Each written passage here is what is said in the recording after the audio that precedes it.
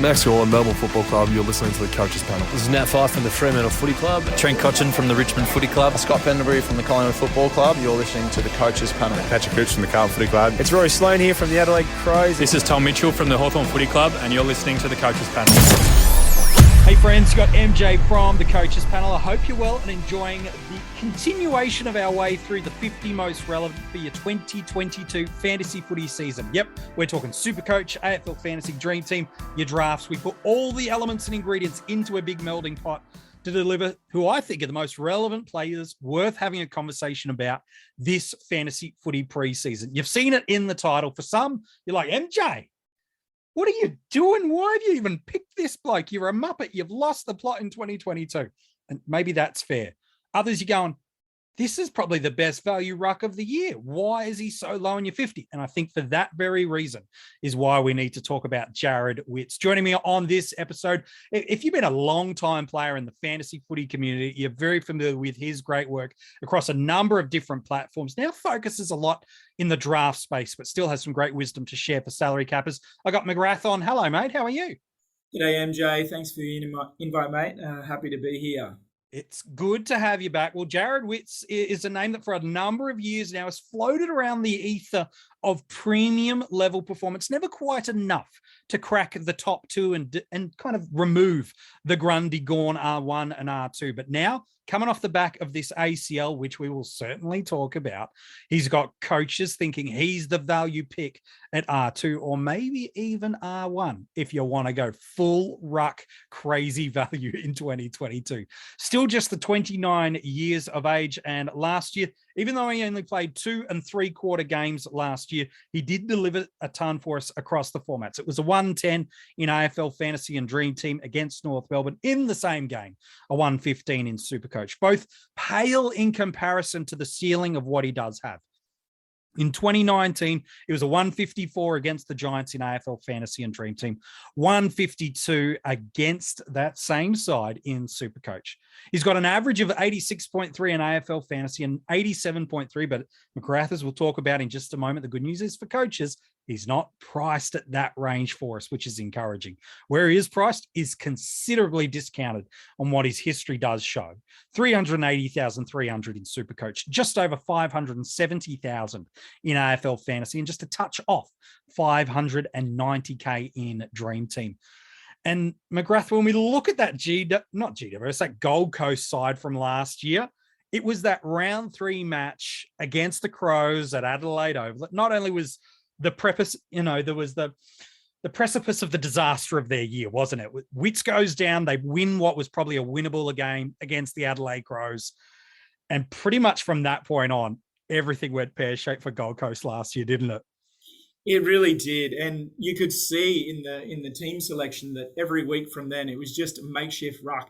Yeah. They refused to pick anyone in the mid-season, and that carried all the way through to the end with Burgess, and the other guy, Caleb Graham, as well. So I think they can't wait to get Jarrod Witts back on the park. Yeah, look, an inspirational leader for that club for the past couple of years. I know externally, some are going, when's Miller getting the captaincy? He may well get that soon enough. But Jarrod Witts definitely in the 4 walls of the club is a highly valued leader internally. And while we did only see 2 and a bit games of football last year, there's something that we did see that should give coaches, as we try to forecast into this new year, something to think, oh, maybe he is that value guy I should look at. An 83 and 110 in AFL Fantasy and Dream Team in rounds 1 and 2, and was probably on track for another 90 had it not been that injury impacted game early to probably more mid to late of that third quarter. He was on track for that with a 66, an average of 86, but as we've already alluded to, he is priced with a discount. SuperCoach, a 75 and a 115, and then that injury impacted game of 72 and an average of 87. And we'll talk about rucks, what's happening in that ruck division. Kane and I did that a lot in that first episode of the 50 most relevant, talking about what that lowering of our rucks has done in terms of scoring across the board. You can go and check that podcast out wherever you choose to listen to this one, obviously after this episode wraps up. But we did see this lowering of ruck scoring across the board. And even though he wasn't great last year, we'll talk about his career stats in a moment, But even if he can get to around that 80-ish mark for us, McRath, that's more than adequate for us, isn't it? Absolutely. I think you've just got to consider him. And look, that overall ruck drop, it's relative, right? It's generally across the board. So, he might not get back to the 90 range, but we may not see 2 rucks at 110. We may, we saw the next highest was 94 after Gorn last year. That all may drop slightly again. So if you think, okay, he's going to get up to 80, mid-80s, that's not all that far off from, the top 3 rucks. Yeah, it's the same ideology almost for a Riley O'Brien, albeit Riley's a little bit at a higher price point, and as a result has to go higher, because what we don't need is, you're right, we don't need Witts to go 90, 95, 100, 105. He can. We'd love it if he could, but at what we're paying for him as a guy in that mid-60s sort of range across the formats, a mid-80s, a 20 points per game bump, it is more than adequate for us. But if he can get back to what he's done at Gold Coast, then, man, we do have ourselves a winner. Since joining the Suns in 2017, he's been on fire. In SuperCoach, he's averaged 94, 89, 99, and 93 before the start of the 2021 season, while in AFL Fantasy and DreamTeam, 92, 93, 104, and an adjusted average, which I hated doing those because it's just never a true reflection of what a game would be. But just to give us a ballpark feel, it's an 80. So it's a little lower there for us than in contrast in the other formats. And yeah, he's coming off at the back of an ACL, and we'll talk about some players that have done that in just a few moments. But he's got value of 20 to 30 points per game of proven performance. And McRath, there is this notion, or maybe even if it's a myth out there, and I'm keen on your thoughts too as a long-time salary capper, let alone drafts, of if you don't go set and forget with your rucks at the start, you're failing from the very beginning, because you're going to need to get there anyway. But I don't think that's the right mindset to enter into a season, is it? No, I think the days of, locking in Cox and Sandy is long gone. And I think you said just before we started that Matty Flynn was actually objectively the best R2 to start. Yeah, he would have been. And this year it may very well be Jarrod Witts, unless a really fantastic, cheaper guy arises. But, I mean, if you look at the guys around him, he's in the same price point as Mark Pitnet, who doesn't have a guarantee as the number 1 ruck of the Blues. No. Peter Wright, a second ruck at the Dons. Andrew Phillips, job security is not that great. Yeah. You can go an extra 40K and get Peter Laddams in fantasy, but, all signs... Same question marks, I suppose, isn't it? Yeah, forward split. He's at the Swans. Tom Hickey's number 1 there. You know, so he's cheaper than all of those guys and offers the potential to make you 100, 150, which is a valuable point to, upgrade to, by which point we'll know who is the second best ruck.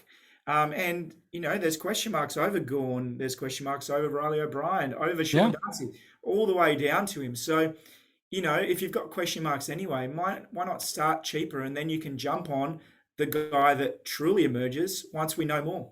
Yeah, and he's not going to lose you value, barring a reoccurrence of some form of injury that we cannot project for, where he's priced in that mid-60s. He's going to get you halfway there on hit-outs before anything else happens in and around the ground. And so objectively, even if he holds his price point, it's not great. I'll give you that. It's not great. But if it gives you that opportunity, because you have those concerns that you've alluded to right there from everyone, probably outside of Brodie Grundy, you could build a pretty compelling argument around. Well, now Witts, it's going, well, at worst, I'm holding and I'm getting a look. At best, I'm getting maybe jagging a couple of premium scores. And somewhere in between, I'm just getting some nice cash generation. And I'm also getting a little bit of an opportunity for a look and see to see what's going down through there. Yeah, I think so. And you alluded to it then. And one of my things when I'm doing my draft rankings or whether I'm picking my fantasy squad, not so much SuperCoach, but the same mindset. You have to look at everyone. So you can't just go, right, I like Grundy, Witts has value, I'm going to go lock it in. You've got to have a plan B, and you've got to look at everyone in between.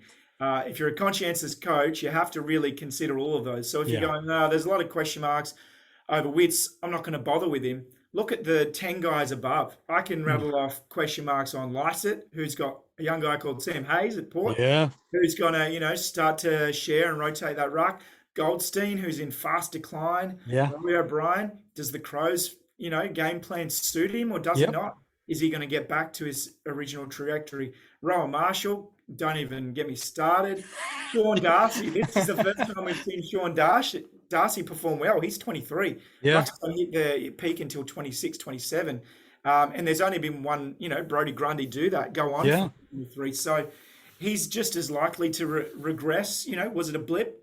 Sure. There's risk there. And then the Gawn and Jackson thing as well. We saw in the grand final. I think we'll see that slowly improve and that split increase across 2022. So if you look at it as a block there, you're like, oh, well, maybe, if they all have question marks, the value tips it over. Yeah. As long as we don't, get anything big screaming, don't pick him, if we can avoid red flags from Jarrod Witts, then maybe he is the best R2. Maybe he is, the best ruck to look at mid-draft. Yeah, I think that's really, really good. And there are some flags that if you're going, well, what are those flags that McRath's alluded to? I think I've got them for you, and we'll talk about them in a moment. But let's come back to that ACL injury, because there has been a ton of research and reflection about how players come back recovering. Look, the club haven't been really outspoken about his recovery just to this point. But again, internally, both Jarrod and the club are really confident that he's going to get some internal preseason games, the unofficial practice matches, and then the one community series game to be on track for round one. The club and Jarrod certainly believe that's the case. But when you do look at some of the key position players over the past handful of years, and ruckman specifically that have had ACLs, what's the fantasy footy impact the year that comes after that? Look, Max Gawn's had an ACL, but to be fair, that was well before he broke out. So it's probably not a great contrast. Similar with Sam Draper, Ivan Solo, and even a Sam Naismith. None of these guys have been in the upper or even mid echelons where they've scored to go, okay, this is a fair contrast. We could have done guys like Tex, John Patton, who have had big injuries, even a Jeremy Howe, but they're not contrastable players in styles and ranges. So what I've done is I've gone back and looked at Nick Natanui, who I think is probably the most well-known ruckman over the past 5 years. And what was the impact of the injuries to him in 2016? Before he had his ACL injury in Dream Team and Fantasy, he was averaging 84.5. He missed all of 2017, but when he came back in 2018, he averaged 80.3. So 4 points per game drop. In SuperCoach, he was a beast and still is, to be honest, in that format too. He was averaging a 105.8 before, but in 2018, after that injury, he averaged down to a 96.6, so a drop of 6 points per game. Now, he has done a second ACL. For those that are curious, I don't think you can then justifiably add this starter on, but just for the sake of a full perception, he then redid his knee in that 2018 season that we've alluded to, and some of those averages there. From the 3 games he did play in 2019 before finals, he averaged 72.3, which is a drop of about 12 points per game from that 2016 year. Now, granted, that's nearly 3 years of football. So a lot's changed. So you don't want to hold on to those stats too tightly, and down to 93.6 in SuperCoach. So both are dropping away. The more, and no one should be surprised by it, the more significant ACL injuries the body has, the more we do see a decline in you hitting your ceiling. So is it a contrastable exact science?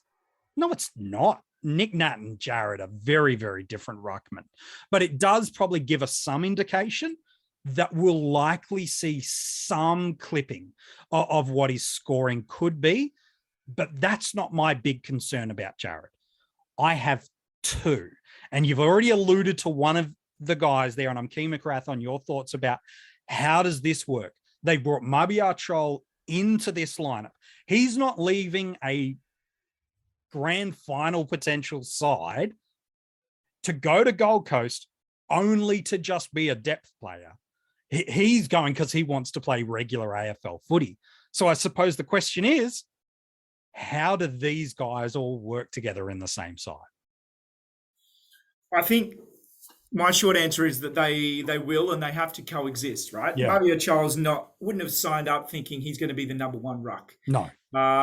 He would have had an understanding that he may have to shoulder the load early while Jarrod gets back up to speed. And I don't think anyone's thinking that Jarrod's going to hit the ground running in round one.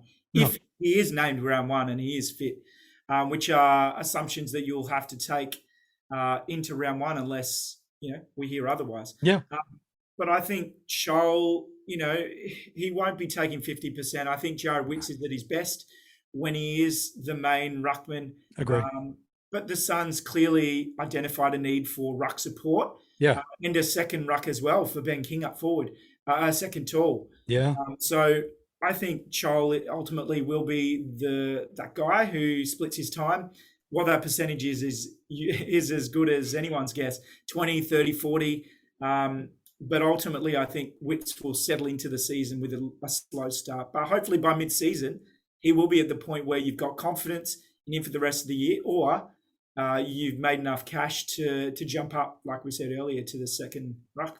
Yeah, it's true. Look, from a buy round perspective of where you can run him up to, he does have the round 13 buy. So again, not only does he give you a chance if things go well, but as McRath's alluded to, is, giving you that chance to look and to wait and see. He does let you go right through all the way up to it. And then this is a narrative that might unfold.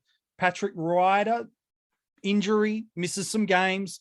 All of a sudden, Rowan Marshall, who's got that round 12 bye, the only reason people probably aren't locking him away is going, well, he's role sharing with Ryder. But if the narrative, and this is obviously a hypothetical narrative, is of Marshall is holding down ruck one in clear isolation, well, maybe you don't have to go the Grundy, Gawn, O'Brien, Darcy approach.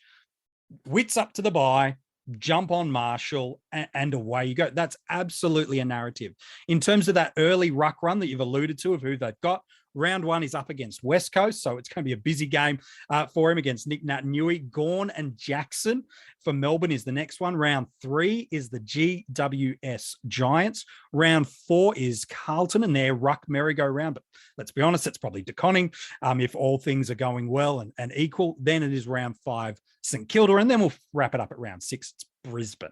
So there are a couple of damaging games early, but then kind of the back end of those don't scare you too much. So you're right. I think Charles and the split is going to be the thing to watch. The other thing for me that's a cautionary tale for coaches bullish on him is he builds, Jarrod that is, not you, he builds his scoring heavily through hitouts, like 30, 40, 50% sometimes in games. And most ruckmen are fairly heavy in that department too, all things being equal. But what we did see in 2021 is a drastic regression of hitouts on average. Now, some would go, oh, that's because of the emergence of people playing two rucks, but was it really? Like outside of St Kilda, West Coast, and Melbourne, no one was really running two ready-made known rucks. So between 27 and 19, I'm not using 2020 data because it's a shortened game and it's just not fair to do that to Jarrod. But between 27 and 19, he averaged 38, 39, and 45 hitouts per game. That's a lot of hitouts. Last year, just 4 players in the AFL in the rucks averaged over 30. It was Grundy and Gawn with 32, Nick Nat with 31, and Ryder with 30.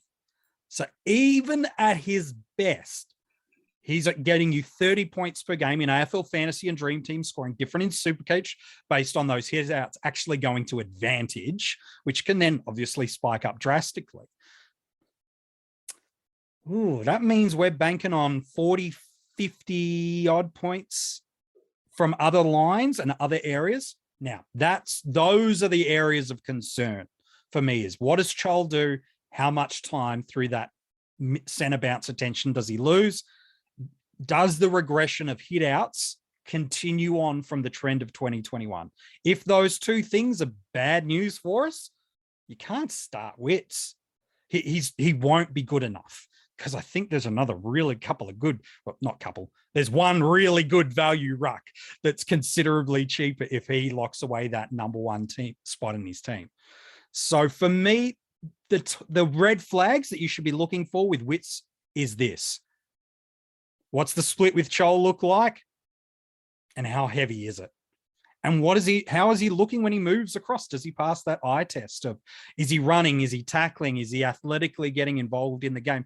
Because McRath, he does look a little like a dinosaur when he moves around, but he can cover the ground. He does. He is, like you said, he's very different to the likes of Nick Nat. Yeah. He just sort of lums around, but he just gets the job done. 2020 was the exception, and I watched him closely, and you could tell that he was labouring all year. He was on one leg at points. I don't know how he played 17 games, but he was barely getting the hit outs. He was getting 20 most weeks, and he got 1 ton, 2 tons the whole year, adjusted tons at that. But then 2021, he came back and he was doing well. He was on track to possibly another 90 plus average. Yeah. But if we take off the regression with the ACL, if we lose a few points with Mabi or Chol, give him a month to get up to speed, maybe he might max out at 75 next year on route to his eventual return. And 75, is that good enough? Possibly not. Yeah. So it all really hinges on, the knowns. Once we get to the end of February, what we do know with the split, with his health, and then how much belief you have in him versus those guys around him, and then the answers to those questions will ultimately tell you whether you really need to pick him or whether you go with another option. Yeah, I love that idea that you've picked up on this potential slow start.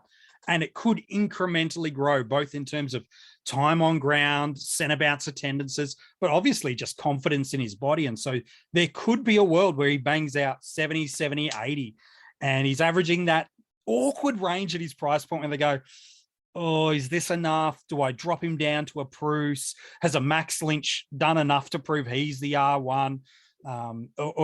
Is there been an injury to a premium and now they're going, oh, this is my way to just secure the set and forget rucks. And so he could find himself in that awkward range. So definitely for coaches, it's got to be, what is he doing? What are those percentages? Looking at that center bounce attendances, looking at what Chol does, and then knowing heading into the bubble range for at the end of round 2 for SuperCoach and Dream Teamers, or before the price drastically moves in AFL fantasy, what are those elements that you need to be seeing and the variables you need to see to be able to move off him if you do start him? For me, I don't have him anywhere yet, but there is absolutely a narrative and there's got to be some things that go his way.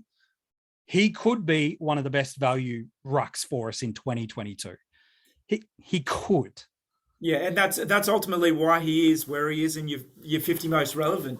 I think you're crazy if you don't have him in the conversation at the moment. I know Roy from the Traders has him at R2, and there will be a lot of hype and belief that is the best option at this stage. Yeah. The truth is that you probably just need to wait and see. We really won't know, and you won't be locking that in. You're crazy to lock that in until really a week before round 1 almost. And for drafts, yeah, let's talk drafts. Found it really hard to rank him. I could have him as high as the 8th ruck. I could have him as low as the 12th or 14th ruck on risk. The good news on that front is that there'll always be someone that's really keen that'll draft him on average or draft him on hype. Yes. So, you may not have to look at that question. But if he's there at the appropriate time and you grab him with Chol as a backup, he's not bad value. And he will be better value than some others. Yeah, it's true. Do people draft on name? Do they draft on preseason hype from salary caps? At this stage of time of recording, AFL Fantasy is the only format officially open to the public. Certainly for gold and assistant coach subscribers, Dream Team and SuperCoach is open and available. But 30% of coaches in AFL Fantasy Classic are on Jarrod Witts. So it's a rather high percentage of ownership for rucks. And so in that format, you're seeing a lot of coaches going, like what I see, if those coaches transfer that into rucks on draft day, if any of that top 4, 5, 6 rucks are off the board, they panic, they need a ruck. I see people jumping in the late single-digit rounds for Witts, which is way too early for me. But there's a world where coaches will panic. It happens every year. Is they go, oh, there's no one left. I don't want to get stuck with a Draper or a McInerney late. I could get Mr. 90, so I'm going Witts in the 7th or 8th round. And it's madness. Look, maybe it pans out and it works for us, sure, but only hindsight tells out. But there is no way based on data and trends you could pick Jarrod Witts that early on draft day. If he's there late, there's no risk. So for me, I'm fascinated. I think you're right. Those range of where he goes on draft day could be anywhere from a crazy panic early through to people just fade him late because he's coming off the ACL because of Chol, because of all those risks that we've flagged out in this episode, and people might just be a little concerned to go near him. Hey, McRath, I appreciate your work today on the 50 most relevant. You've been a superstar as always, my friend. Thanks, mate. I appreciate your time and the invite, and look forward to chatting again soon. We certainly will. If you want to go and read the article about Jarrod, it's online now for you at coachespanel.tv, as are all the other players that I've revealed so far. We are getting close to cracking into the 30s of the 50 most relevant. If you're loving these podcasts, leave a 5-star rating and review wherever you're following this on Spotify, Apple Podcasts, whatever it is. Make sure you do. That's one of the ways you can help support the Coaches Panel. Another is join our Patreon supporter group. There's tiers that are perfect just for you. Some as little as just $3 a month, exclusive content, access to hidden groups, podcasts galore, including getting these 24 hours early, cash prizes, and a bunch of other stuff. All the links to join our Patreon supporter group are at coachespanel.tv. So tomorrow we crack into number 41, the second last of the 40s. Who's at 41? Well, our Patreons already know, but this guy was one of the big names that moved clubs during the trade period. Okay, that probably narrows it down to about 2, to be fair. But is he relevant at his new club?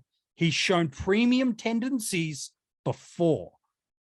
But in a new club, in a new system, does that mean it carries on the trajectory? Is it business as usual that this guy will become a premium for us again or ever in 2022? Or will the new club change him and he's not going to be relevant for us? Who is that player? I'll tell you tomorrow in the 50 most relevant.